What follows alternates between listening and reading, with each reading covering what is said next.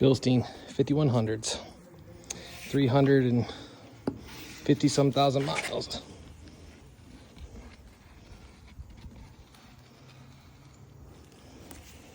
I think they need replaced. What's your thoughts? Nah, good for another 300,000. What's up, guys? So we're underneath the truck. Went ahead and replacing the shocks. Hey, see, got one in there as of right now.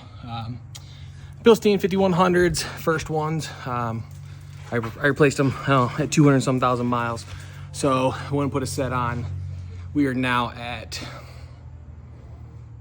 596, I think, on the truck. So 350, 375,000, something like that is what I did. The math, figured, hey, needs to be done.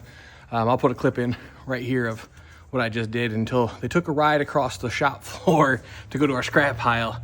They didn't move. So yeah, I think it's about time to do some shocks. So I just kind of want to give somebody a heads up. Go ahead and do it. Your 21 millimeter right here in your bolt, and then 21 millimeter up there, zips it right out. Rears, stupid easy. As you see, I didn't even remove the tires, kind of being lazy about it. So we're just gonna go ahead, you see, got it broke free, gonna go ahead and pull it out, get the top free, and get them replaced. I just kind of want to give you a heads up where we're at. You know, just got back from the Hershey show, so do a little bit of maintenance on the truck while we're having a garage sale here. So I'll show you guys the fronts when we get to it. All right, guys, new shocks are in. Didn't take too bad for the back. Passenger rear, I actually went ahead, pushed in, and it came out. So you know, pushed in, slid out slowly, so maybe not as blown out as I thought. Driver's side, like I said at first, it didn't want to move, so there possibly could have been some more life after 300 some thousand miles. So let's get going to the front. All right, guys, we're down here doing the path, or doing the fronts. So the fronts are right there. When you pop them free, it's 21 and 21, just like the rear. When you go ahead and get it free, it does have pressure on that lower control arm, so at that point you either have to have it pushed up to get that bolt out, or it's going to fall on you, you know, pull down, so it's a lot harder to get that bolt out.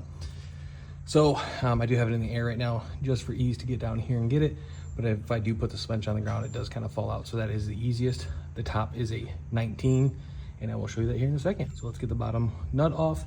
I will put down the suspension, and that bolt falls right out, so we'll get to that.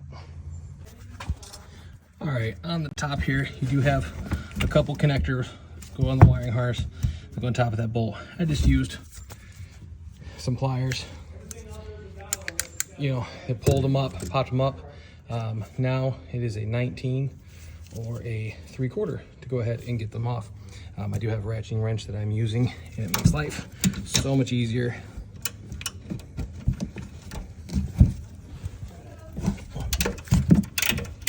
See, and then like I said, the bottom bolt, now the suspension isn't tightened, will fall right out. So it is pretty easy to do this on the ground. If anything, put a jack underneath it, you go ahead and get the suspension just up a little higher for you to get down and get everything. So let's finish this up. All right, guys, as you can see, new shiny shock, and back there also. So went ahead, got them put in. We're gonna take it for a test drive. I'll give you guys a kind of update, but I think we're gonna call it for this week. Gotta finish up the good old garage sale here, trying to make some money, try to get rid of some crap, because I like buying crap. So get rid of that. Just went ahead and got a hold of dispatch, and it looks like we're headed out to Vermont. I will try to go ahead and start a video when I pick up. Probably won't pick up till Sunday or Monday.